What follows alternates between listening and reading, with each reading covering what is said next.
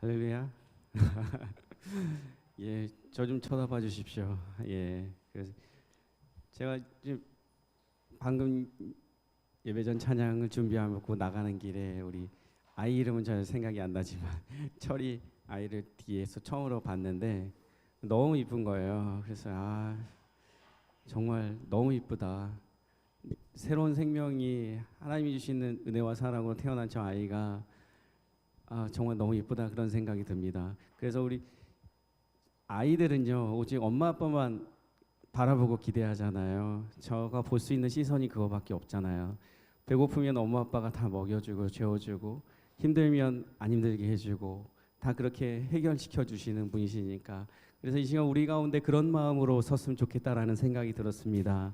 어린아이와 같은 심령으로 섰을 때 우리 아버지께 나아가는 그런 마음으로 섰을 때 우리 아버지가 우리의 마음 가운데 계셔서 우리가 불편했던 마음을 해결시켜 주시고 영육간에 언제나 평안하게 거친 풍랑 속에 있다 할지라도 깊은 바다처럼 잠잠하게 하시는 그 하나님을 경험할 수 있는 그런 시간이 되어야 되겠다 그렇게 생각합니다.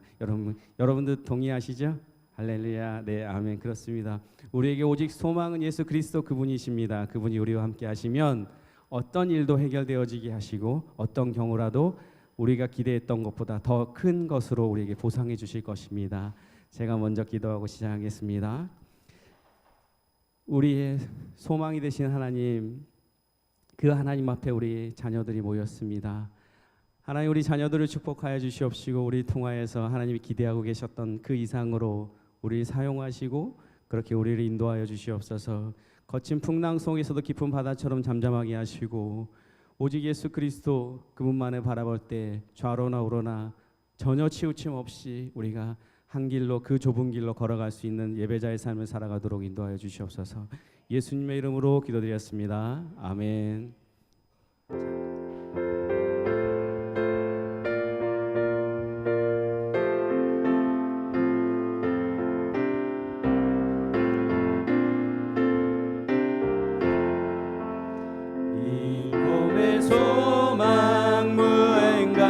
우리 주 예수뿐이세 우리 주 예수 밖에는 믿으리야 주 없도다. 주 나의 반석이시니 그 위에 내가 서리라. 그 위에 내가 서리라. 무섭게 바람 부는 밤 물결이 높이 설렐 때 우리 주 크신 은혜에 소망에 닿칠 줄이라. 주 나의 반석이시니 그 위에 내가 서리라. 그 위에 내가 서리라.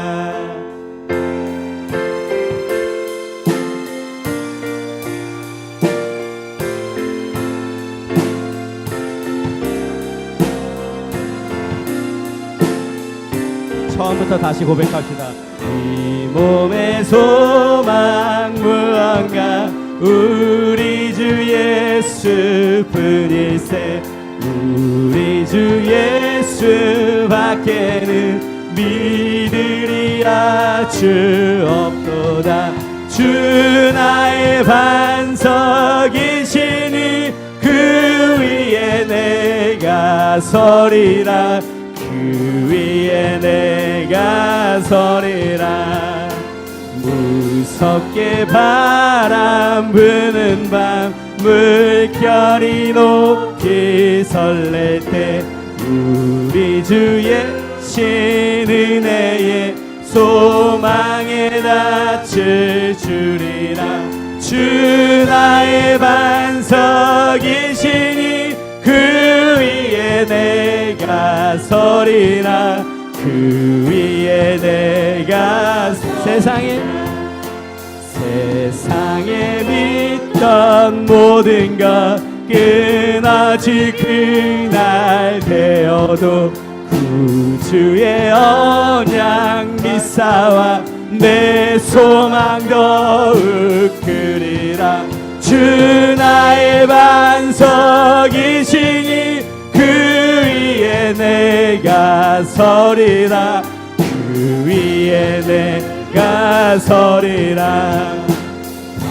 바라던 천국 올라가 하나님 앞에 배울 때 구주의 의를 힘입어 여시 바로 서리라. 주 나의 반석이시니 그 위에 내가 서리라. 그 위에 내가 서리라. 주 나의 반석이시니 그 위에 내가 서리라. 그 위에 내가 서리라. 주 나의 반석이시니 그 위에 내가 서리라. 그 위에 내가 서리라. 주님은 우리의 반석이십니다. 우리가 그 위에 설 것을 소망하고 기대합니다. 할렐루야. 아멘.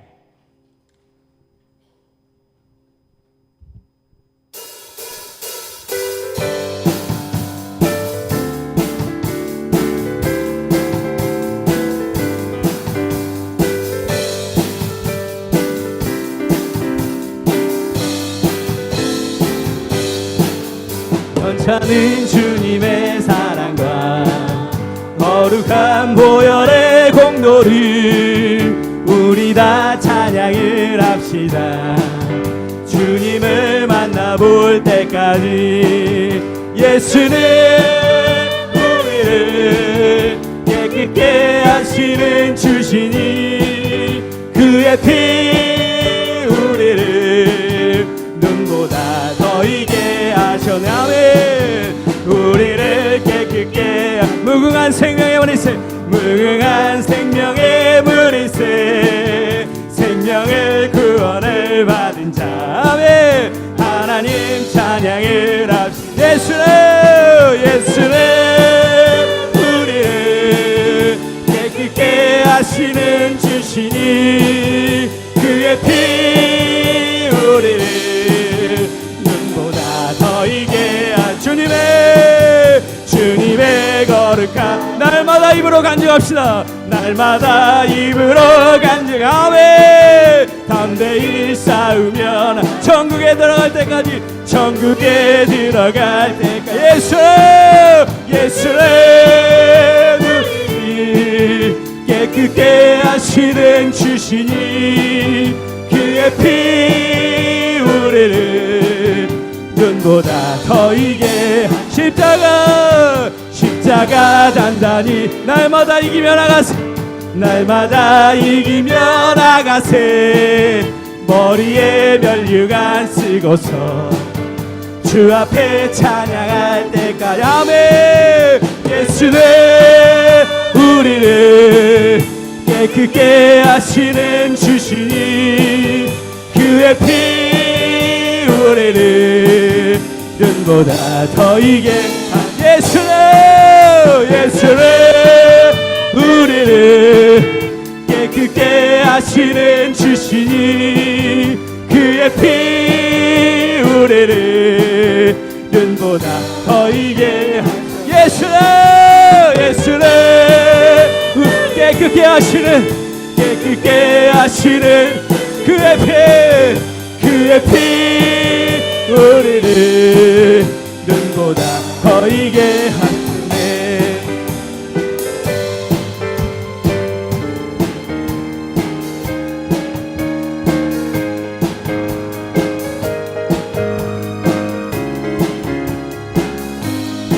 예수 십자가의 흘린 피로써 그대는 씻기어 더러운 데 희게 하는 능력을 그대는 참지 하나님의 예수의 보혈로 그대는 씻기어 있는가. 마음속에 여러 가지 죄악이 깨끗이 씻기어 예수와 만났어 예수와 만났어 늘 함께 그대는 행동을 하는가매 아무 때나 어디서나 그대는 십자가 붙들고 있는 예수의 보혈로 그대는 씻기어 있는가 마음속에 여러 가지 죄악이 깨끗이 씻긴 주님 예수 다시 주님 예수 다시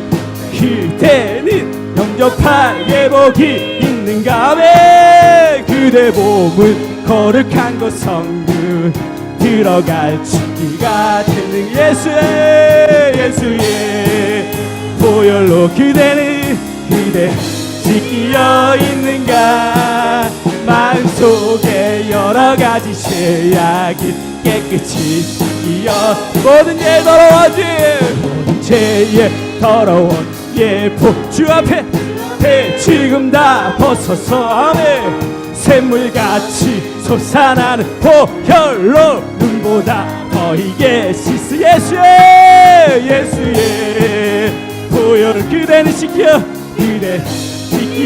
있는가 왜 마음속에 여러 가지 죄악이 깨끗이 씻기어 있는 예수의 보혈로 그대는 씻기어 있는가 마음속에 여러 가지 죄악이 깨끗이 씻기어 믿음으로 선포합시다 예수의 보혈 우리는 씻겨 있습니다 씻겨 있는가 아멘 예, 여러 가지 죄악이 깨끗이 씻겨 있는 예수의 보혈로 그대는 씻겨 있는가 마음속에 여러 가지 죄악 깨끗이 씻겨 있는가 아멘 우리 아버지께 영광의 박수 올려드립시다 아멘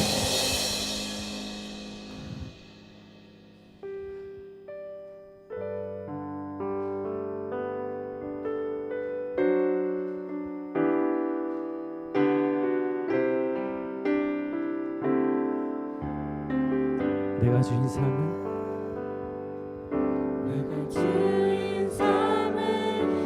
모든 것 내려놓고 내 주 대신 주 앞에 나가 내가 사랑했던 모든 것 내려놓고 주님만 사랑해 내가 주인 삼은 모든 것 내려놓고 내 주 대신 주 앞에 나가 내가 사랑했던 모든 것 내려놓고 주님만 사랑해 주 사랑 거친 풍랑에도 깊은 바다처럼 나를 잠잠케 주 사랑 내 영혼의 반석 그 사랑 위에 서리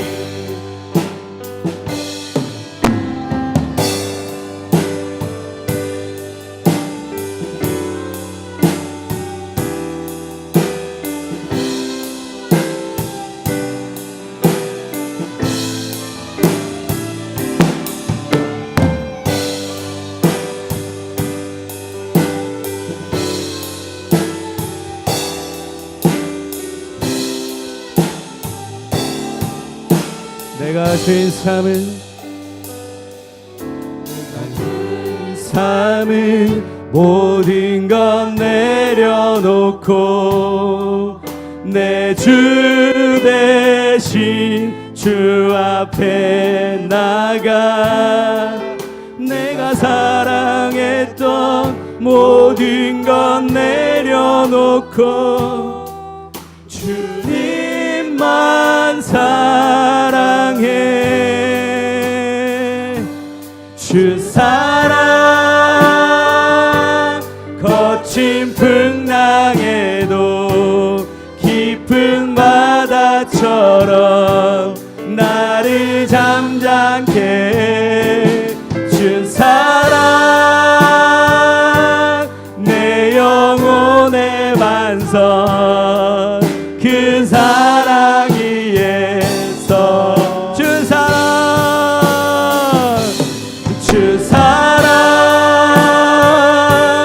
거친 풍랑에도 깊은 바다처럼 나를 잠잠케 주 사랑 내 영혼의 반석 그 사랑 위에서 주 사랑 거친 풍랑 깊은 바다처럼 깊은 바다 나를 잠잠케 아멘. 주 사랑 내 영혼의 반석 그 사랑 위에서 주 사랑 아멘.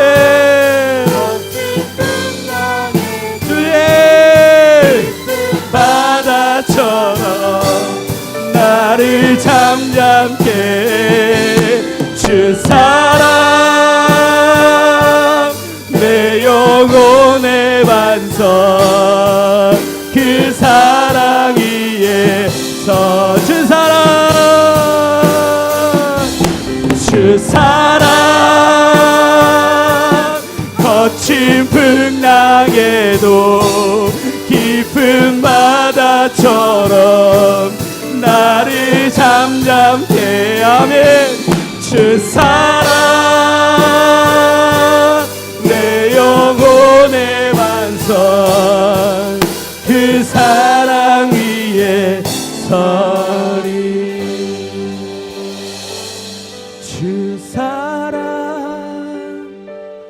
거친 풍랑에도 깊은 바다처럼 나를 잠잠케 주 사랑 내 영혼의 반석 그 사랑 위에 서리. 아멘. 예배를 위해서 같이 기도하겠습니다. 주님의 사랑은 그렇게 우리의 상황이 거친 풍랑 속에 있다 할지라도 깊은 바다처럼 잠잠하게 하시는 그런 분이십니다. 그런 분 앞에 우리가 앞에 나와 있으니 오직 예수 그리스도만 바라보겠다고 그분만 바라보겠다고 고백합시다. 그분의 사랑으로 움직이고 그분의 은혜로 이 자리에 서 있을 수 있다고 앉아 있을 수 있다고 그렇게 기도를 올려드립시다. 그리고 그분 앞에서 결단합시다. 오직 그 사랑으로 살아야겠다고. 그렇습니다. 그리고 말씀 전하는 우리 담임 목사님께서 기도하겠습니다. 하나님께서 전하시고자 하시는 그 말씀이 우리 목사님을 통해서 전달되어질 수 있는 그런 말씀의 메시지가 되도록 그리고 그 말씀으로 인하여서 우리가 세상을 살아가는 원동력이 되고 그 말씀으로 인하여서 좌로나 우로나 치우치지 않고 오직 예수 그리스도 그분 앞에 서 있을 수 있게 해달라고 그런 말씀이 되게 해달라고 그렇게 기도를 올려드립시다. 그리고 교회에서 같이 기도하겠습니다. 누구 나와서 함께 일하고 싶고 머물고 싶은 그런 교회가 되게 해달라고 12, 70, 300의 비전이 우리 모두 함께 그곳에 발걸음을 내디딜 수 있는 그런 교회가 되게 해달라고 하나님 주신 은혜와 사랑으로 똘똘 뭉쳐져서 선교센터를 짓고 선교사님들을 품을 수 있고 세계와 열방을 향해 달려갈 수 있는 그런 교회가 되게 해달라고 오직 하나님의 법 아래서 움직이는 그런 교회가 되게 해달라고 그렇게 교회를 위해서 기도하겠습니다. 마지막으로 우리 성도님들 위해서 이 예배를 위해서 같이 기도하겠습니다. 하늘의 문이 열리고 은혜의 담비가 우리 개인마다 각자에 맞게끔 내려질 수 있고 충만하게 하시고 그 은혜로 또 살아갈 수 있는 원동력이 되게 달라고, 그런 축제 같은 예배가 되게 달라고 예배를 위해서 같이 기도하겠습니다. 기도하겠습니다.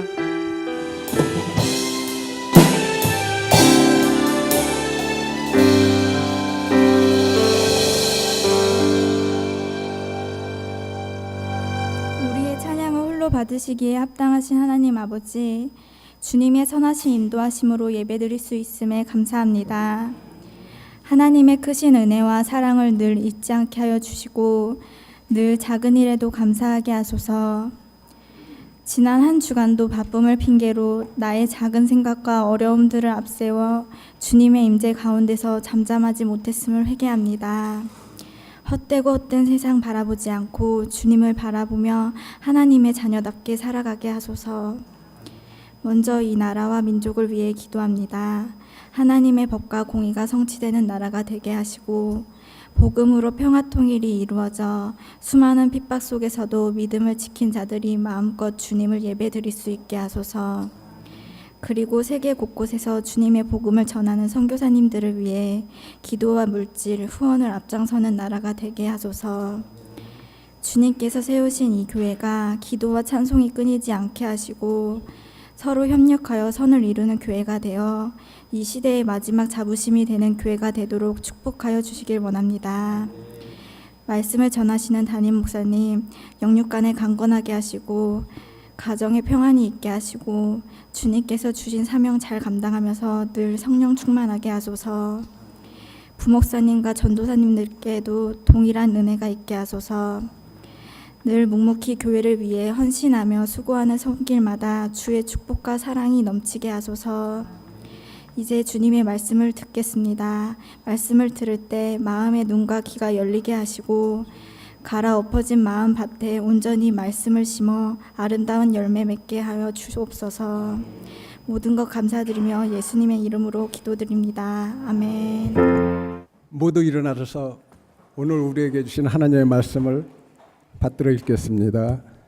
오늘 우리에게 주신 하나님의 말씀은 사무엘하 6장 4절서부터 11절 말씀입니다.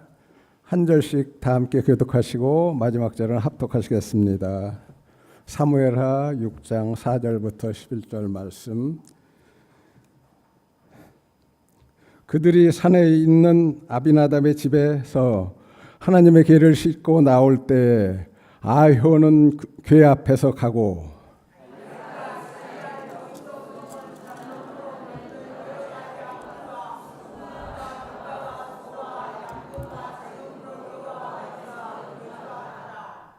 그들이 나곤의 타작 마당에 이르러서는 소들이 띠므로 웃사가 손을 들어 하나님의 궤를 붙들었더니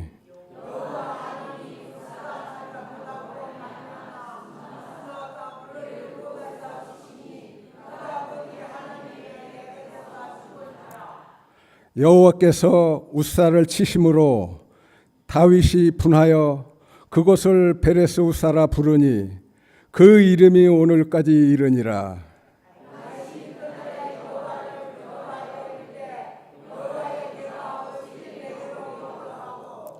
다윗이 여호와의 궤를 옮겨 다윗성 자기에게로 메어가기를 즐겨하지 아니하고 가드 사람 오벳 에돔의 집으로 메어간지라. 합독하시겠습니다. 여호와께서 가드 사람 오벳 에돔의 집에 석 달을 있었는데 여호와께서 오벳 에돔과 그의 온 집에 복을 주시니라. 아멘. 이 시간 사루성가대 나와서 찬양과 함께 준비한 예물을 하나님께 올려드리도록 하겠습니다.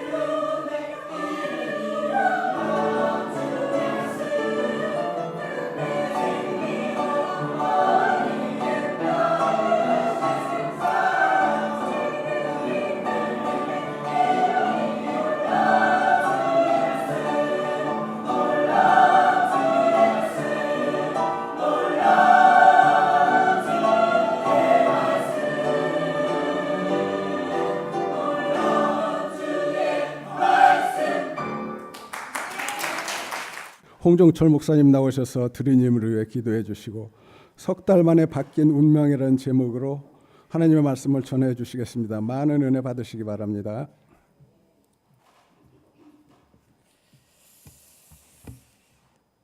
예, 우리 성가대 찬양했던 이 찬양의 내용이 어디에 나오는지 혹시 아십니까? 에스겔서 37장에 나옵니다. 이게 대곡인데 엄청 힘드셨을 것 같아요. 이게 쉽지 않은 곡인데 한 번 부르기 너무 아쉽지 않나요? 다음에 잘 연습하셔서 다음에 또 기회가 있다면 우리가 또 여름에 정규 수련회 때 사실 많이 고민을 하다가 이번엔 제가 직접 이제 집회를 인도할 것입니다. 특별히 성령 집회 제가 외부에서 많이 하는데 아마 우리 교회에서는 제가 처음 하지 않나 싶습니다. 그때 한번 또 특송하셔도 좋겠다 그런 마음이 있습니다. 고맙습니다. 또 수고하신 우리 찬양팀 성가대 우리 함께 박수 하나님께 함께 올려드리겠습니다. 고맙습니다. 기도 제목 내신 분들 그만 받드렸겠습니다. 6월 한 달도 주님의 은혜 속에 살아가는 삶 되기를 원합니다. 우리 박수만 안희자 부부 채워주심으로 하나님의 것을 드릴 수 있음을 감사합니다. 6월 한 달도 하나님의 은혜로 호흡할 수 있게 주옵소서. 조준경 집사님 매일 지키시는 주님께 감사드립니다. 우리 김선영 집사님 드렸습니다. 드린 예물 위해서 함께 기도하겠습니다. 우리를 부르시고 택해 주신 아버지 하나님, 하나님의 은혜가 있었기에 이곳까지 올 수 있었고 하나님의 부르심이 있었기에 지금 이곳에 와서 예배 드릴 수 있습니다. 항상 우리를 어여삐 여기시고 늘 돌보아 주시는 주님의 은혜를 생각하며 감사의 마음으로 준비한 예물을 하나님께 올려드립니다. 이 예물과 함께 우리들의 마음을 받아 주옵시고 우리의 남은 생애가 늘 주를 위한 생애가 될 수 있도록 인도하여 주옵소서. 이 시간 드려진 모든 물질들마다 성경이 약속하신 모든 복으로 채워주셔서 하는 일마다 범사마다 하나님의 은혜와 기적이 끊이지 않게 하여 주옵시고 매일매일 감사의 조건이 넘쳐나도록 은혜 베풀어 주옵소서. 특별히 기도하는 제목이 있다면 한마디도 땅에 떨어지지 않고 다 응답되게 하여 주옵시고 주님 앞에 가는 그날까지 늘 승리하는 인생, 간증하는 인생이 되게 하여 주옵소서. 또한 이 예배를 돕고 성전을 아름답게 하기 위해서 항상 수고하며 애쓰는 손길들이 있습니다. 또한 교회 학교와 성가대와 찬양대로 식당 봉사와 안내와 차량 봉사로 늘 수고하는 손길들이 있습니다. 그들 한 사람 위에 주께서 크신 은혜를 더하여 주셔서 어디를 가든지 하나님이 늘 함께 하시는 임마누엘의 복이 임하게 하여 주옵시고 주를 위해 사는 사람들이 하나님께로부터 어떤 은총을 누리며 사는지 날마다 보여주며 살아가는 산증인들이 되게 하여 주옵소서. 존귀하신 예수님의 이름으로 축복하며 기도드립니다. 아멘. 우리 옵사나가 인사하겠습니다. 당신과 함께 있는 지금 이 순간이 내 인생 최고의 선물입니다.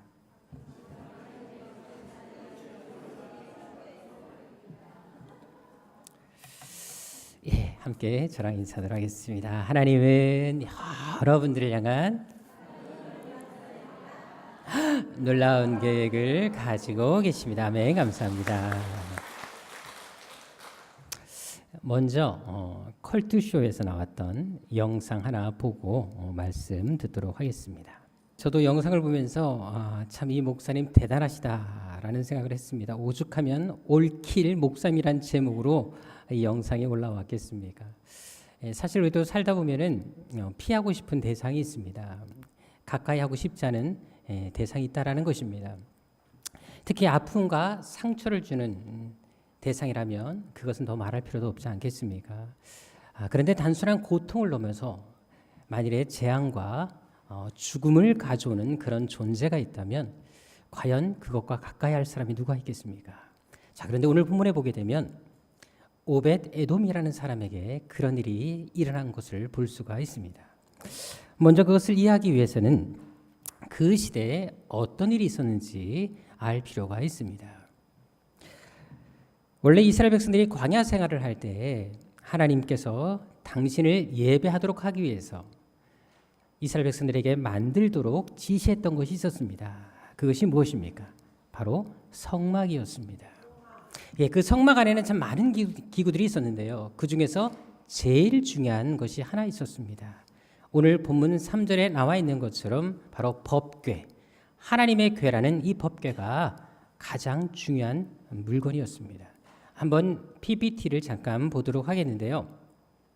여기 보게 되면 이스라엘 백성들이 하나님을 광야에서 섬길 때 그 예배했던 장소가 바로 이렇게 성막으로 나와 있습니다. 이 안에는 다음 장 보시게 되면 여러 가지 기구들이 있었다라는 것입니다. 그런데 제일 안쪽에 거룩한 지성소라는 곳이 있었는데 그곳에 있었던 것이 바로 법궤였습니다. 다음 장 보시면 알겠지만 이것이 이스라엘 백성들에게 가장 중요했다는 것입니다.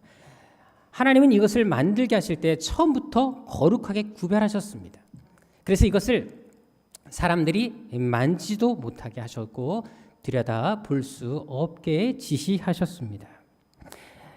그리고 특별히 이것이 이동할 경우가 있다 할지라도 이것을 아무나 만질 수 없게 했습니다. 따로 구별된 사람들이 이것을 만지게 했는데요. 이것을 옮길 수 있었던 사람들이 누구였습니까? 자, 우리가 수요예배 때 이 말씀을 이번 주에 공부했었고 특별히 우리 수요예배를 통해서 우리 참석하신 분들이 오늘 본문 말씀에 대해서 설교를 원했기 때문에 이 말씀을 하게 됐는데요. 특별히 수요예배 나오신 분들만 구체적으로 레위 지파 사람들 중에 누가 이 법궤를 옮길 수 있었습니까? 크게 얘기해 주셔야지 수요예배 나온 보람이 있지 않겠습니까? 자, 누구였습니까? 고핫 자손이 바로 그것을 옮길 수 있었습니다. 자, 민수기 4장 15절에 보게 되면 이 고핫 자손들 외에는 그 누구도 이 법궤를 만질 수도 없었습니다. 만약 이것을 만지는 날에는 어떻게 됐다? 죽임을 당했습니다. 실제로 사무엘상 4장에 보게 되면요, 한때 블레셋 사람들이 이스라엘과 전쟁한 이후에 승리를 거둔과 함께 이 법궤를 자기 나라로 가져간 적이 있었습니다. 자, 그런데 사무엘상 5장 6절에 보게 되면 아스돗이라는 곳으로 가져갔을 때 그곳에 어떤 일이 벌어집니까? 그곳에 하나님의 무서운 심판이 임해서 그 성읍의 사람들이 죽임을 당하는 것을 볼 수가 있습니다. 또한 9절에도 보게 되면 다시 이 법궤를 가드라는 지역으로 옮겨가게 됩니다. 그런데 그곳에서도 동일한 재앙이 임하는 것을 볼 수가 있습니다. 이 재앙은 여기서 멈추지 않았습니다. 10절에도 보게 되면 또 다시 에그론이라는 곳으로 이 법궤가 옮겨갔을 때도 역시 그곳에 있는 사람들에게 재앙이 임해서 많은 사람들이 죽임을 당하는 것을 볼 수가 있습니다. 계속해서 이 재앙이 임하게 되니까 블레셋 사람들이 모여서 회의를 하게 됩니다. 이것을 우리나라에 두었다가는 큰일 나겠다. 다시 이스라엘로 돌려보내자. 그래서 11절에 보게 되면 지도자들이 모여가지고 이것을 이스라엘로 다시 보내게 된 것을 볼 수가 있습니다. 자, 그런데 문제는 이 재앙이 여기서 끝나지 않았다는 것입니다.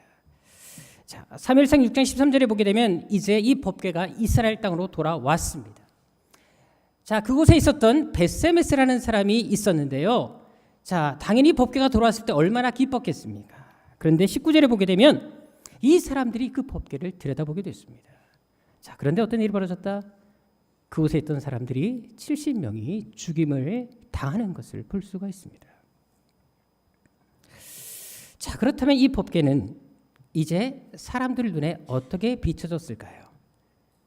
자, 가는 곳곳마다 나라와 지역을 가리지 않고 사람들이 죽어나갑니다. 병에 걸립니다. 재앙덩어리였다라는 것입니다. 절대로 좋게 보일 리가 없었다라는 것입니다. 그래서 결국 사무엘상 7장 1절에 보게 되면 도저히 사람들도 감당할 수가 없어서 제사장 아비나답이라는 사람에게 이 법궤를 임시로 맡겨 놓는 것을 볼 수가 있습니다. 그래서 그의 아들을 구별시켜서 이 법궤를 관리하게 하는데요.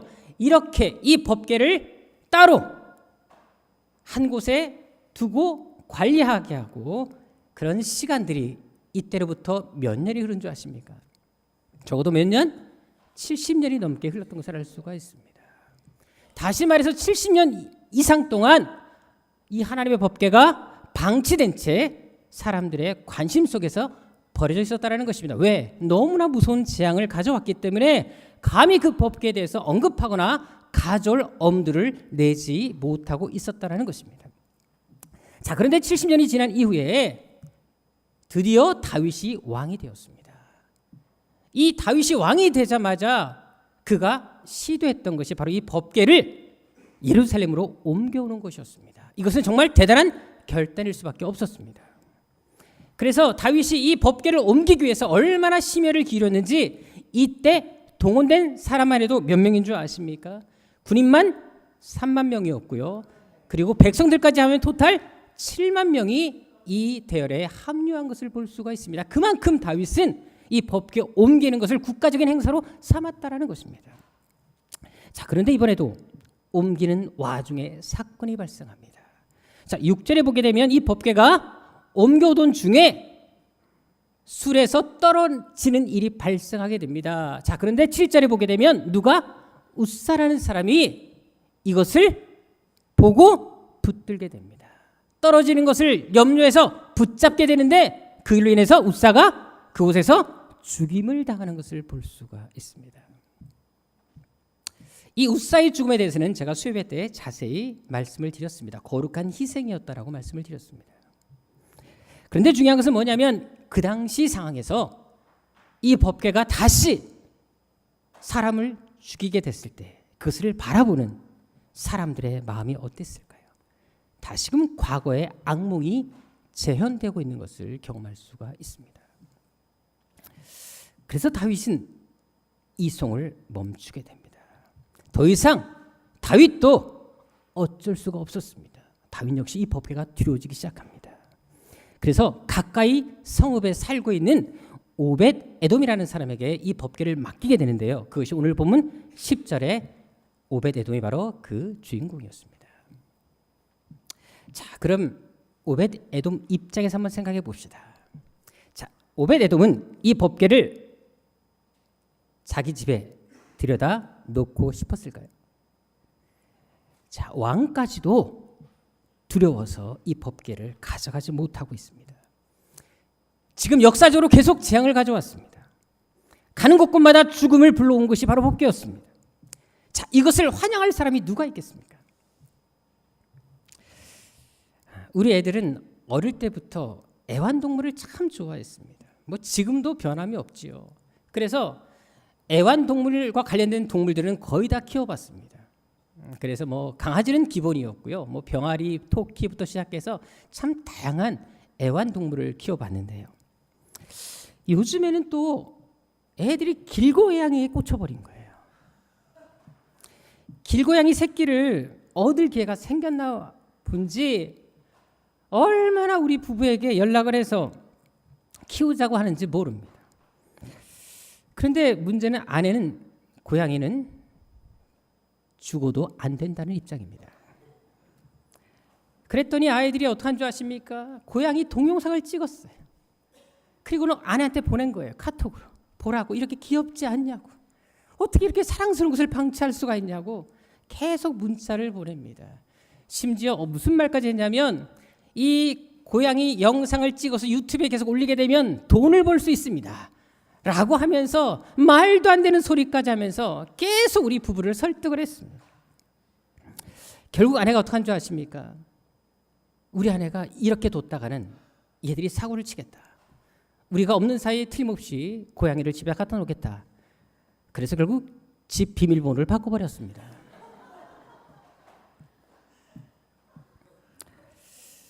그런데 지금까지 애들이 키웠던 애완동물 중에 가장 기억에 남는 것이 있습니다. 바로 PPT 사진 보도록 하겠는데 바로 이것입니다. 쥐가 아닙니다, 여러분들이요. 어떻게 쥐를 키웁니까, 여러분들이요? 바로 햄스터입니다. 물론 지종류의 하나긴 하지만 햄스터를 우리 아이들이 키웠는데요. 특별히 암컷 2마리를 키우게 됐어요. 그런데 한 번은 이제 이 햄스터를 줄 먹이를 우리가 사지 못해서 무려 3일 동안 먹이를 주지 못한 적이 있었습니다. 그런데 어떤 일이 발생한 줄 아십니까? 2마리 중에 암컷 한 마리가, 더 힘센 암컷 한 마리가 나머지 한 마리를 죽여버렸어요. 그리고는 잡아 먹어버렸습니다. 그 다음부터 이 햄스터가 무서워지기 시작했습니다. 배고프다고 지 동료를 잡아먹은 년이잖아요. 볼 때마다 여러분들 이거 귀여운 생각이 안 들고요. 지 동료 잡아먹은 년, 지 동료 잡아먹은 년, 이런 생각이 들면서 도저히 사랑스럽지가 않았습니다. 그래도 어떡합니까? 버릴 수 없으니까 키워야 되잖아요. 그런데 놀라운 것은 이제 그 집, 햄스터의 집을 청소할 일이 생겼는데 청소하는 그 순간에 도망을 친 거예요. 그런데 아무리 찾아도 이 햄스터를 발견할 수가 없었다라는 사실입니다. 생각해 보세요.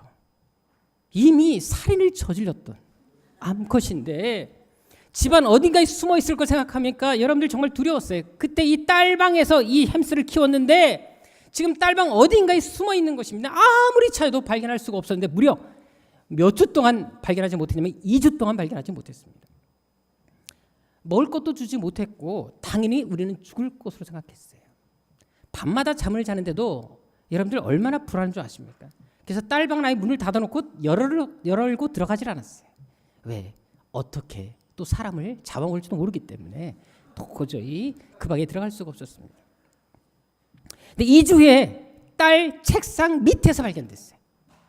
자, 죽었을까요? 살았을까요? 살았어요. 2주 동안 뭐 먹고 살았는지 살아 있었습니다. 아무튼 이 햄스터가 발견하기까지 딸방은 폐쇄되어 있었습니다. 여러분들 햄스터 한 마리 가지고도 집안에 공포심이 생기더라고요. 잠도 그곳에서 못 잤습니다. 자, 그렇다면 오벳 에돔은 어땠을까요? 지금 가는 곳곳마다 재앙과 죽음을 가져옵니다. 자, 그렇다면 이 괴를 맡았을 때 그 심정이 어땠을까요? 본인도 본인이지만 가족들이 당하는 심적 고통 결코 적지 않았습니다. 생각해 보십시다. 지금 오벳 에돔이라는 사람의 집에 이 법궤가 들어가 있는데 사람들이 과연 이 집에 함부로 방문할 수 있었을까요? 친구들은 말할 것도 없고요. 친척들까지도 이 집에 오는 것을 꺼려했을 것입니다. 다시 말해서 오벳 에돔은 가까이 있었던 사람들까지도 멀어질 수밖에 없는 외로움의 고통을 겪어했던 사람이 오벳 에돔이었다는 것입니다. 자, 그렇다면 왜 하필 이 오벳 에돔에게 이 법궤가 맡겨진 것일까요? 자기가 원해서 이것이 이루어진 것이 아니라 강제적으로 맡겨진 것이었습니다. 그렇다면 왜 그에게 이런 일이 있었던 것일까요? 유대 역사가 요세푸스라는 사람이 있습니다. 근데 그 사람의 글에 의하면 당시 오벳 에돔은 가장 가난하고 보잘것없는 사람이었다라고 나와 있습니다. 물론 역대상 26장에 보게 되면 레위 사람이라는 어떤 암시는 좀 있지만 확실한 것은 이 사람은 그 당시 그렇게 주목받는 사람이 아니었다라는 것입니다.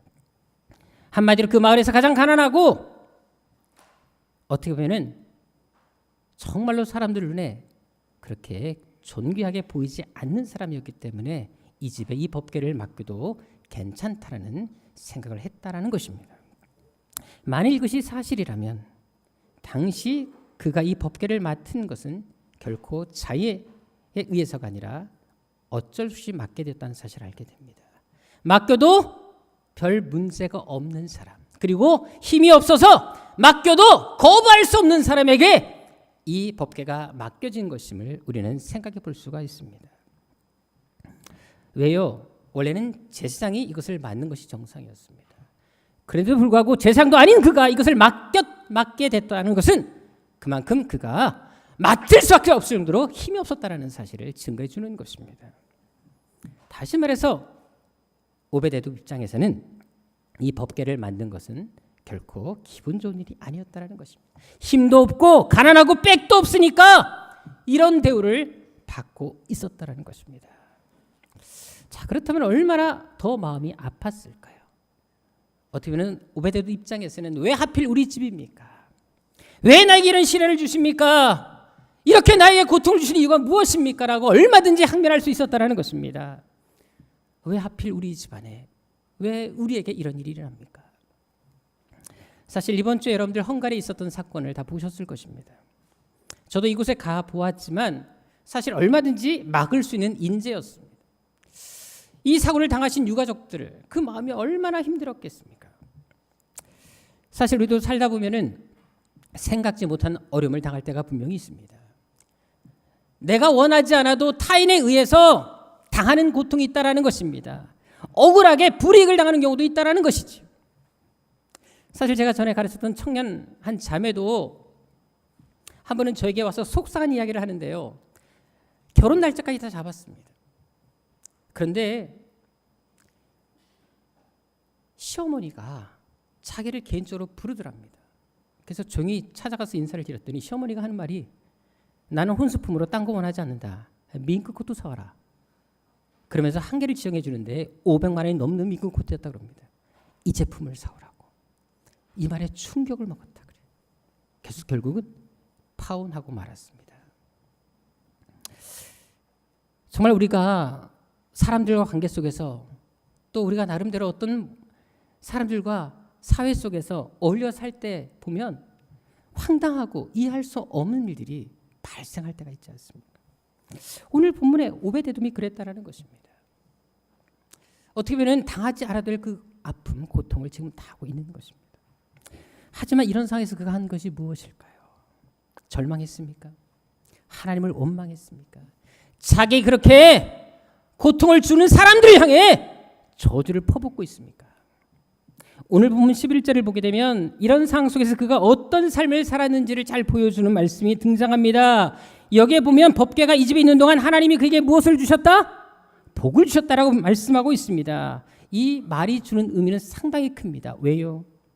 지금까지 저주와 죽음의 상징이 법궤였습니다. 재앙덩어리였다는 것입니다. 자, 그런데 3개월이라는 짧은 기간 동안 주변 사람들이 다 느낄 정도로 하나님의 복이 이 가정에 임했다는 것입니다. 심지어 그 복이 어느 정도였냐면 12절에 나와 있는 것처럼 전국에 소문이 났고요. 그 소문이 왕에게까지 들려질 정도였다는 사실을 우리는 주목할 필요가 있습니다. 실제로 성경 역사에서 법궤로 인해서 이런 복을 받은 사람은 오벳에돔이 유일한 경우입니다.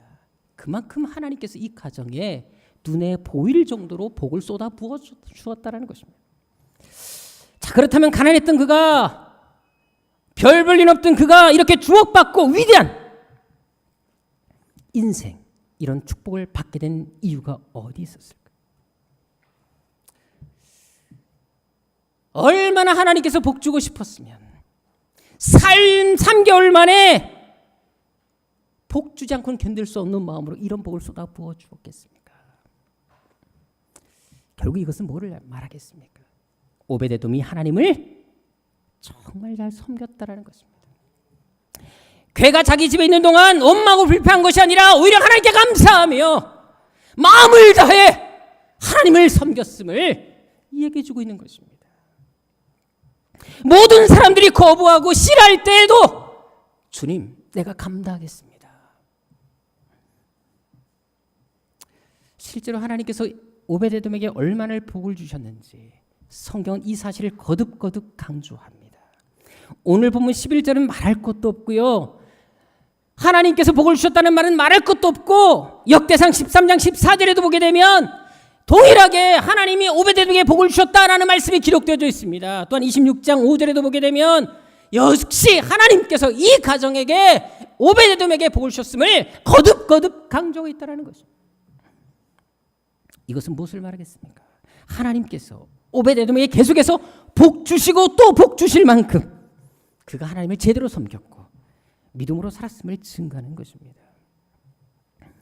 억울하고 속상하고 고통과 아픔의 상황에서도 절망하기보다 그 누구를 원망하기보다 그럼에도 불구하고 하나님을 붙잡았기 때문에 오히려 감사로 그것을 받아들이고 믿음으로 이겨내고자 했기 때문에 하나님께서도 그 인생을 역전시켜 주시고 저주를 복으로 바꿔주신 것입니다. 그것은 우리도 마찬가지입니다. 우리 인생을 저주 인생이 아니라 축복의 인생으로 바꾸고 싶지 않습니까?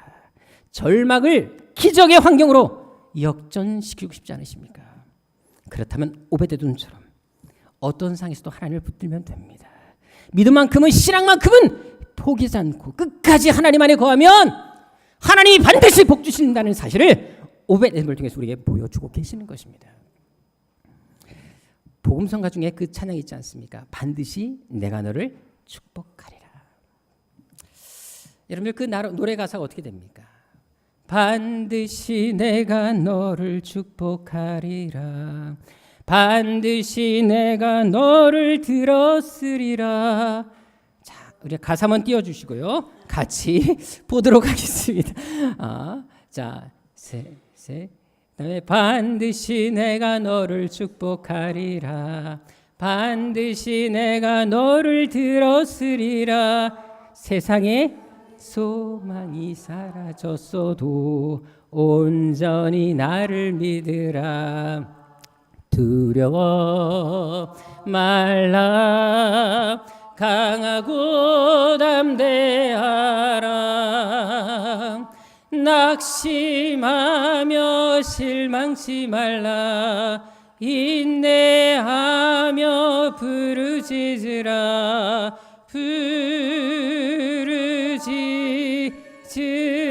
부르짖으라. 자, 보십시다. 자, 반드시 축복하시겠답니다. 들어쓰시겠답니다. 세상의 소망이 사라졌어도 어떻게 하라? 나를 믿어라. 나에게 부르짖으라. 그러면 어떻게 하신다고 말씀하십니까? 후렴에 이런 가사가 있습니다. 다음 가사 보셔주시면 되겠습니다. 내 소원 이루는 날 속히 오리니 내게 영광 돌리리. 영광의 그날이 속히 오리니 내게 찬양하리라. 보십시오. 우리가 아무리 어렵고 힘든 속에서도 세상에 절망이 찾아왔을 때에도 그래도 불구하고 하나님을 믿고 신뢰하며 나아가면 반드시 하나님께서 우리의 손을 이루어주시고 영광의 날을 허락해 주실 것임을 말씀해 주고 있다는 것입니다. 오늘 본문에 오베데돔이 그랬다는 것입니다. 그래서 하나님께로부터 이런 복을 받은 것입니다. 실제로 그 어떤 복을 받은 줄 아십니까? 우리 12절 다시 보십시다. 하나님께서 오베데돔의 집과 그의 모든 무엇에 소유의 복을 주셨다라고 말씀하십니다. 보통 하나님이 그 집에 복을 주셨다는 말씀하지만 이렇게 소유까지 구체적으로 언급하는 일이 이렇게 많지가 않습니다. 여러분들 이 소유의 복 주목하실 필요가 있죠. 왜? 그는 원래 어떤 사람이었다? 가난한 사람이었어요. 그런데 얼마나 하나님께서 복을 많이 주셨는지 모든 사람들이 다 알 정도로 전국에 소문날 정도로 복을 받았다라는 것입니다. 이것은 하나님께서 이 가정에 상상치 못할 물질의 축복을 허락해 주신 것입니다. 적당히가 아닙니다. 누르고 흔들어 넘치도록 채워주셨기 때문에 사람들이 보고 놀랬다라는 것입니다. 그것도 몇 개월 만에요? 3개월 만에 그 일이 벌어지게 됩니다. 여러분들 하나님은요 3개월 만에도 우리 인생을 바꾸실 수 있습니다. 3개월 전에 가난했다 할지라도 3개월 후에는 나를 세계 가장 위대한 부자로 만들 수 있다는 것입니다. 문제는 우리가 그것을 받을 만큼 얼마나 하나님을 섬기며 그 그릇에 합당한 인생을 살고 있냐 여기 있는 것입니다. 실제로 오베데돔도 보십시오. 그가 처음 강제로 이 법궤를 맡게 되었을 때 결국 그는 기분 좋지 않았을 것입니다. 하지만 그럼에도 불구하고 그것을 거부하지 않습니다. 농성하지 않습니다. 피켓 들고 안 된다라고 외치지 않습니다. 분명 남들이 싫어하고 기피하는 일이었지만 억지로 맡은 직분이었지만 결코 그것을 거부하기보다 감사함으로 받아들입니다. 그리고 그 마음으로 하나님을 섬기게 됩니다. 그래서 하나님이 그 중심을 보시고 복을 주신 것입니다. 그것은 우리도 마찬가지입니다. 하나님께서 우리에게 어떤 직분을 허락하실 때 그것이 어떤 것이든지 간에 내 상황, 내 기분 내려놓고 하나님이 주신 것이라면 기쁨으로 감사로 받게 됐을 때 하나님께서 이런 복을 주신다는 것을 우리에게 말씀해 주고 있는 것입니다. 사실 우리가 하나님을 위해서 일할 수 있는 것이 얼마나 큰 기쁨이요 감사한 일입니까? 하나님은 내가 없어도 여러분들이 없어도 하나님의 교회를 움직여 가십니다.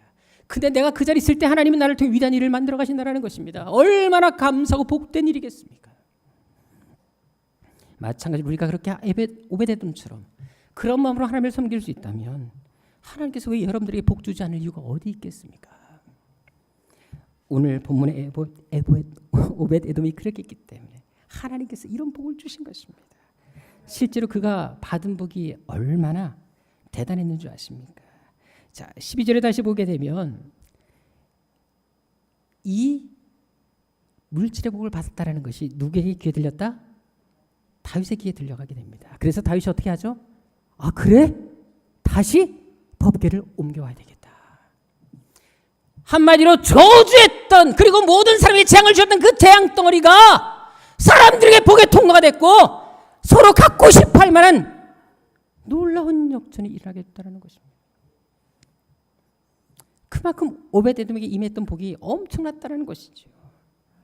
그뿐만이 아닙니다. 법궤가 옮겨갔을 때 이제 오벳에돔이 또 어떻게 한 줄 아십니까? 사실 3개월 동안 이 법궤를 잘 관리해서 내가 축복을 받았습니다. 하나님 복이 임했습니다. 그렇다면 이 법궤를 다른 사람에게 양도하고 싶겠습니까? 안 하기 쉽겠습니까? 지금 이것만 내가 가지고 있으면 나에게 복이 임하는데 이 복을 누구에게 줄 마음이 생기겠습니까? 이왕이면 더 갖고 싶어 하겠지요. 자, 그런데 오벳에돔이 복 받았다는 소문이 들리자 왕이 와서 가져갑니다. 권력적으로 힘으로도 이거는 줄 수밖에 없습니다. 왕이 가져가겠다는데 내가 무슨 수로 거절합니까? 어떻게 하면 또 화가 날 수가 있습니다. 그게 저주스러울 때는 그냥 떠맡겼다가 이제는 복이 되니까 가져가겠다는 거 아닙니까? 감탄고토란 말이 있지 않습니까? 달면 삼키고 쓰면 뱉는다. 바로 이런 심보 아닙니까? 자, 그런데도 그는 아무 말 없이 이 법궤를 기꺼이 내놓습니다. 분명 이들은 과거에 나에게 아픔을 갖다 준 사람이었었어요. 법궤를 가져줬다는 것은 그에게 나에게 상처를 준 거나 다름이 없었습니다. 그리고 이제는 지금 누리고 있는 그 복까지 가져가겠다는 것입니다. 분명히 서운할 수밖에 없었습니다. 상처될 수밖에 없었습니다.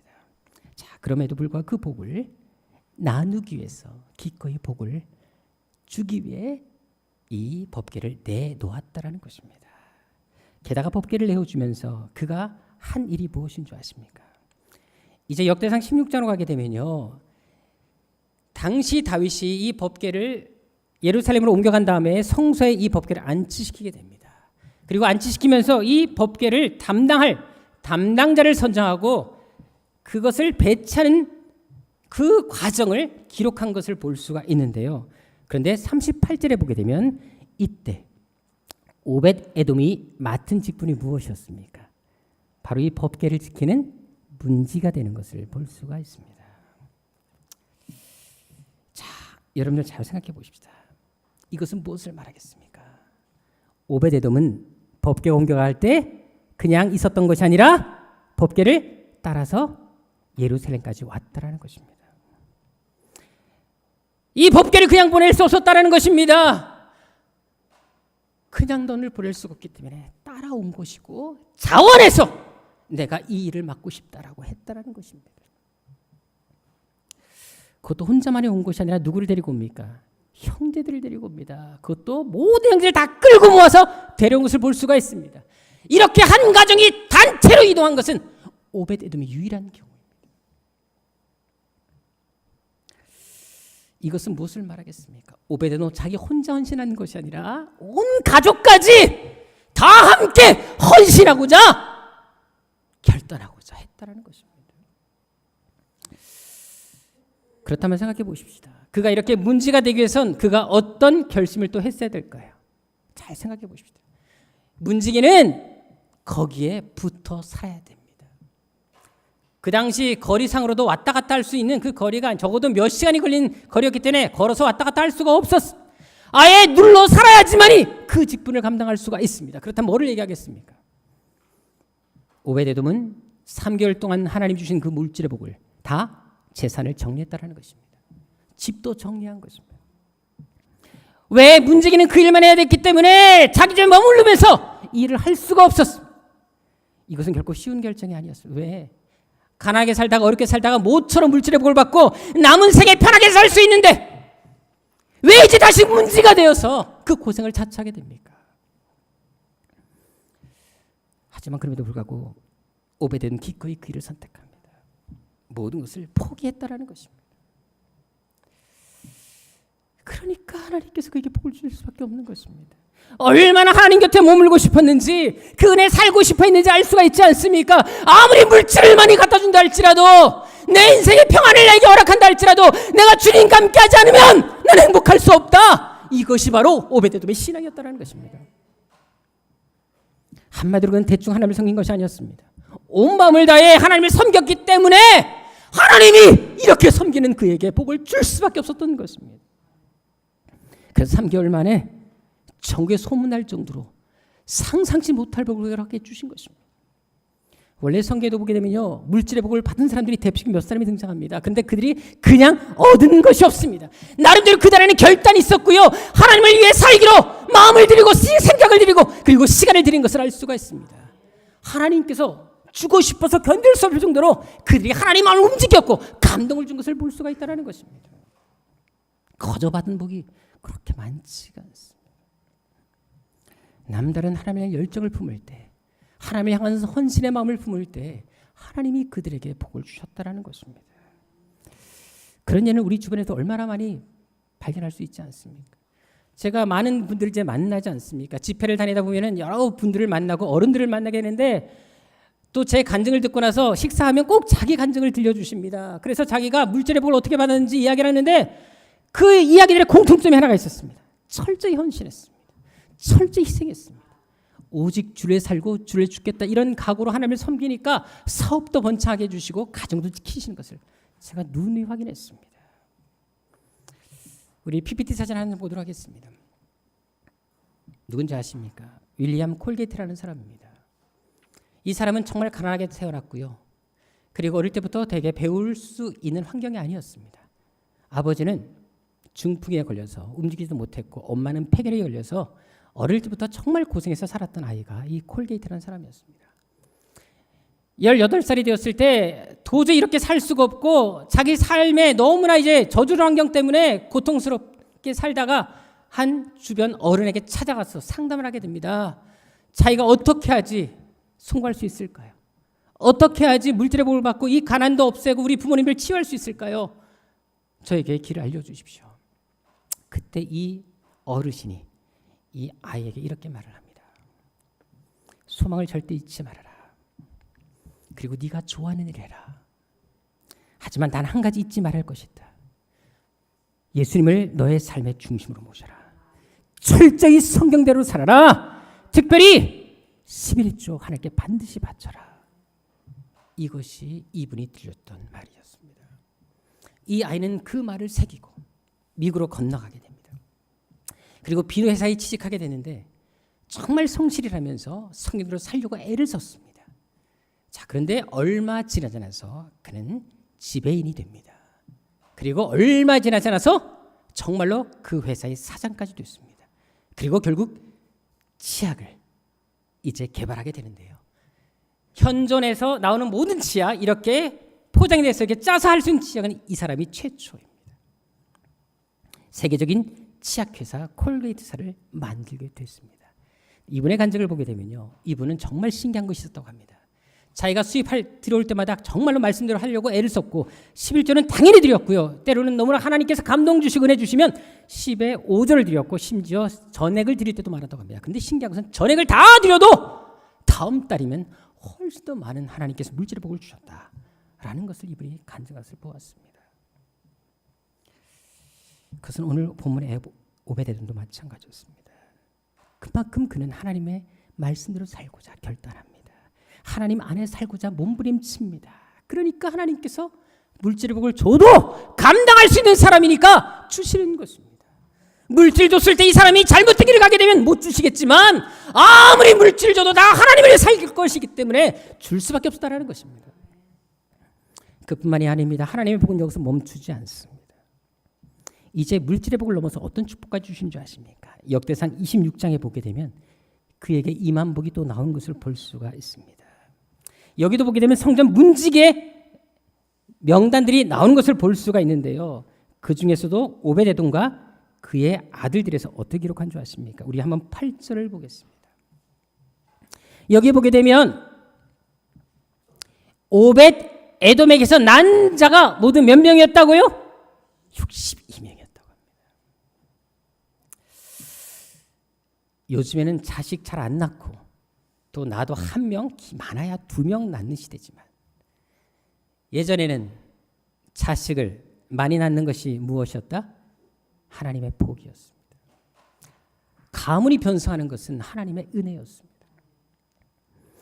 여러분들 이것은 뭐를 말할까요? 하나님께서 오베데돔에게 건강도 주셨다라는 것입니다. 가문의 복도 주셨다라는 것입니다. 자자손손 번성하는 은혜를 주셨다라는 것입니다.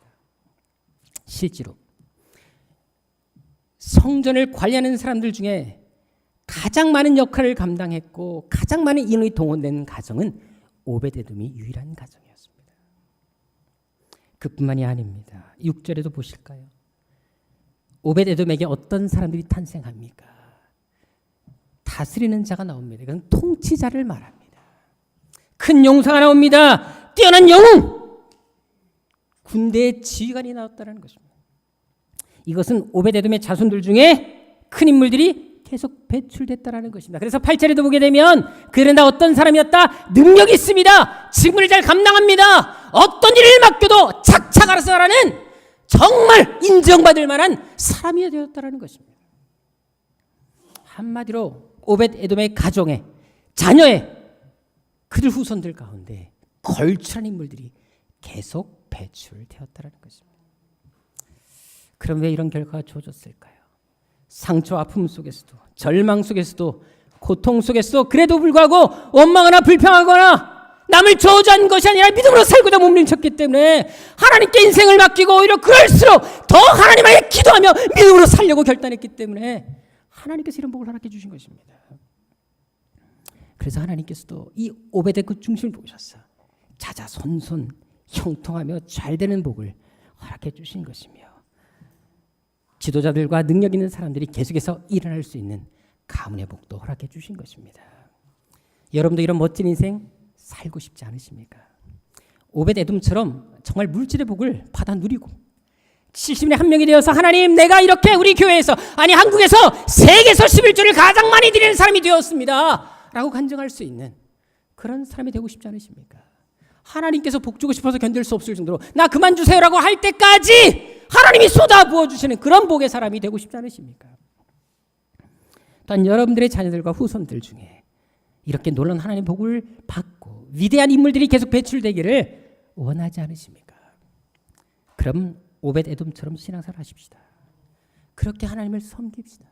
아무리 상처와 어려움과 고통 속에 있다 할지라도 상과 환경을 떠나서 오직 하나님만 문 바라보고 하나님 내 인생 하나님께 걸겠습니다. 사람 보지 않겠습니다. 그런 믿음으로 살게 된다면 반드시 하나님께서 여러분 인생도 책임져 주신다는 것입니다. 아무리 힘들고 어렵더라도 믿음만큼은 신앙만큼 놓지 마시라는 것입니다. 속상하고 상처받을수록 또 하나님 앞에 나아가 매달리고 하나님 안에서 하나님과 목숨을 거는 그런 투쟁을 하시라는 것입니다. 주일 하다가 시험들이 있다 할지라도 그럴수록 더욱더 헌신의 자리, 섬김의 자리에 머무시라는 것입니다. 대충이 아니라 적당히가 아니라 정말 후회하지 않을 만큼 언제 주님이 오시든지 간에 내가 이렇게 헌신하고 충성했습니다라고 고백할 수 있는 그런 충성의 일꾼처럼 하나님을 섬기라는 것입니다. 그럼 반드시 하나님께서도 오베데돔에게 이런 복을 허락해 여러분들에게도 동일하게 허락해 주실 것입니다. 왜? 하나님께서는 지금도 그런 사람을 찾고 계십니다. 어제나 오늘나 동일하신 하나님이시기 때문에 과거 오베데돔이 주셨던 이 복이 오늘 우리에게도 동일하게 임하지 못할 이유가 어디 있겠습니까?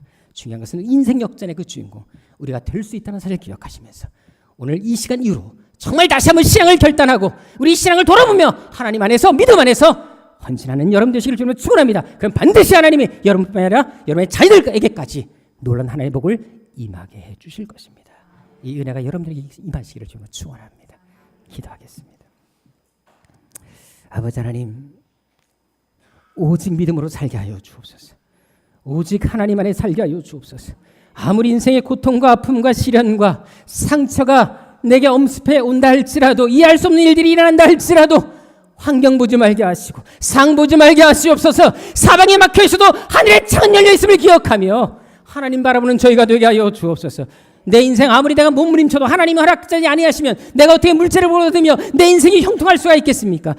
성공 실패 하나님 손에 있음을 기억하게 도와주옵시고 그저 하나님 매달리게 하옵소서. 하나님 의지하게 하여 주옵소서. 하나님과 씨름하게 하여 주옵소서. 문제에 집중하지 말게 하여 주옵시고 하나님 한 분만으로 만족하며 어떤 삶의 형편이 있든지 간에 하나님 주신 직분 사명 감당하기 위해서 몸부림치게 하여 주셔서 반드시 우리를 통해서 계획하신 놀라운 일들이 과거 오베데돔이 일어났던 것처럼 오늘 우리에게도 일어나게 하여 주옵소서. 존귀하신 예수님의 이름으로 기도드립니다. 아멘. 우리 다 같이 일어나셔서 오직 믿음으로 찬양드리겠습니다.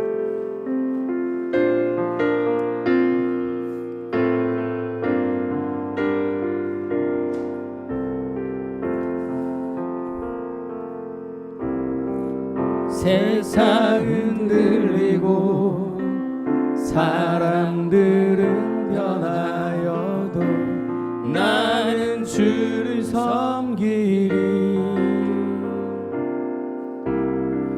주님의 사랑이 영원히 변하지 않네. 나는 주를 신뢰해. 믿음은 들리고 사람들을 주더라. 믿음은 들리고 사람들 주를 떠나도 나는 주를 섬기리. 주님의 나라는 영원히 쇠하지 않네. 나는 주를 신뢰해. 오직 믿음으로 내가 살길 원합니다. 오직 믿음으로 내가 살리라. 오직 믿음으로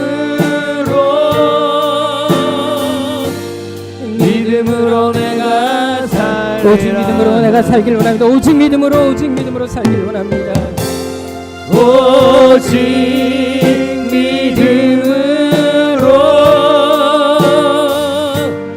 믿음으로 내가 살리라. 오직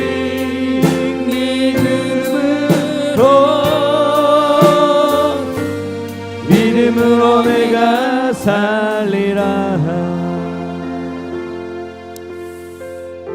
이 시간에 함께 기도하겠습니다. 저도 목회자이지만 때로는 우리 성도를 볼 때마다 하나님께서 저 사람 반드시 복 주시겠다라는 사람들이 보여집니다. 하나님 저런 사람 복 주지 않으시면 누가 복을 받겠습니까? 라는 사람들이 보일 때가 있습니다. 하나님께서는 그렇게 하나님을 위해서 일하고 헌신하는 사람들에게 반드시 놀라운 복을 주실 것입니다. 그 믿음을 가지고 우리 함께 기도합시다. 내 인생에 아무리 어렵고 절망스러운 환경이 있다 할지라도, 너무 억울하고 속상한 일이 있다 할지라도 슬퍼하지 말게 하옵소서. 원망하지 말게 하옵소서. 그럴수록 문제를 가지고 하나님과 씨름하게 하여 주옵소서. 내 인생의 절망까지도 복이 되게 하시고 전날의 한숨까지도 내 노래와 찬송이 되게 하시는 주님을 기대하게 하여 주옵소서. 끝까지 신앙의 자리, 말씀의 자리에 머물게 하여 주옵소서. 오늘 본문에 오베데돔이 하나님께서 품었던 그 신앙 결단이 오늘 나에게 일어나게 하여 주옵시고, 적당히 대충이 아니라 정말 제대로 예수 믿게 하여 주옵소서. 그래서 오베데돔이 받아 누렸던 그 복이 오늘 나에게 임하게 하여 주옵시고, 내 생애 가운데 반드시 성취되는 역사가 있게 하여 주옵소서. 나도 인생 역전의 기적의 주인공이 되게 하여 주옵소서. 우리 간절한 마음으로 주여 세번 외치고 기도하도록 하겠습니다. 주여 주여 주여. 아버지 하나님, 반드시 하나님께서 우리를 통하여 일하실 것을 믿습니다. 아버지 하나님께서 우리를 통해 계획하신 뜻이 있을 줄 믿습니다. 아버지 하나님, 정말 하나님께서 우리 사랑의 생활, 가정과 삶에 아버지 하나님 복이 임하게 하여 주옵시고, 아버지 하나님 정말 우리가 복을 받을 만한 그릇이 되게 하여 주옵시고, 그래서 우리 아버지 우리도 마음껏 세상에서 사람들이 간증하며 하나님 복을 누리는 그 모든 모습을 보여주는 하나님의 사람들이 되게 하여 주옵소서. 하나님은 지금도 당신의 사람들을 찾고 있습니다. 오베데돔을 찾고 계십니다. 그 믿음의 사람이 되게 하여 주옵소서. 그 한 사람이 되게 하여 주옵소서. 그래서 우리 사랑하는 새학교의 성도들도 아버지 하나님, 이제는 정말 수많은 사람들이 함께하며 하나님 역사를 보여주는 복의 통로가 되게 하여 주옵소서. 하나님 우리를 저주의 인생으로 부르지 않으셨습니다. 아버지 절망의 인생으로 부르지 않으셨습니다. 복의 이라고 부르셨습니다. 아버지 하나님, 바로 그것이 우리의 삶의 것을 기억하며 이제 우리가 하나님 안에서 온전히 그 사명 감당하며 살아갈 수 있도록 믿음으로 말미암아 살리라. 우리 교회를 위해서 기도하도록 하겠습니다. 하나님께서 반드시 우리 교회를 사용하실 것입니다. 오늘까지도 하나님께서 이 교회를 지켜주셨고 부흥을 일으켜주셨다면 앞으로도 하나님께서 얼마든지 당신의 사람들을 통해 이 일들을 이루어가실 것입니다. 하나님, 내가 그 부흥의 주역이 되게 하여 주옵소서. 우리 교회에 주신 비전 13명의 비전 가운데 내가 반드시 그 비전을 이루는 하나님의 통로가 되게 하여 주옵소서. 절망의 인생, 저주의 인생이 아니라 아버지 복의 인생이 되게 하여 주옵시고 수많은 사람들이 하나님의 역사를 간증하는 믿음의 삶이 되게 하여 주옵소서. 우리 교회가 그 교회가 되게 하여 주시고 우리 성도들이 바로 그런 성도 되게 하여 주옵소서. 우리를 써 주옵소서. 우리 교회가 바로 기적의 주인공 되게 하여 주옵소서. 이 시간 우리 간절한 마음으로 주여 손에 치고 기도하도록 하겠습니다. 주여 주여 주여 오직 믿음으로 하나님께서 일을 이루어주시길 원합니다. 아버지 우리 교회를 사랑해 주시옵소서. 아버지 하나님의 능력 하나님의 장수하는 모든 인생의 미래가 있어 아버지 그것을 믿게 하여 주시고 일부러 기도하게 도와주시고 성공하게 하여 주시고 그래서 하나님의 절대로 의지하며 하나님 믿음으로 내가 살리라. 하나님 허락하시니 모든 것을 오직 아버지 하나님 지켜주옵소서. 우리 가정의 인생 책임져 주옵소서. 더욱더 하나님 의지하게 도와주옵소서. 정말 신앙으로 살게 하시고 말씀으로 살아가게 도와주옵소서. 그래서 아버지 하나님 나를 통해 우리 가정의 우리 아버지 반드시 하나님 믿음으로 말미암아 살리라.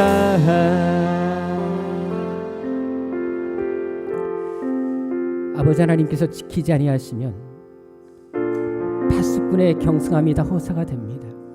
하나님께서 세우지 아니하시면 집을 세우기 위해서 수고한 사람들의 수고가 다 헛될 수밖에 없습니다. 우리 가정, 우리 인생 하나님 손에 있음을 고백하게 도와주옵소서. 내 우리 인생이 자꾸만 이렇게 어렵고 힘듭니까? 왜 복을 받지 못합니까?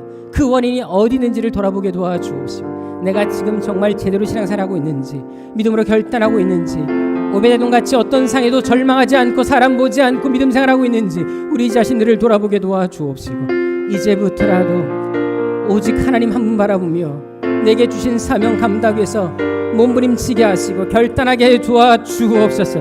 하나님은 지금도 살아 역사하십니다. 일하고 싶으시며 하나님의 사람들을 찾고 계십니다. 그 복의 통로가 바로 내가 되게 하여 주시고 우리 가정이 되게 하여 주옵소서.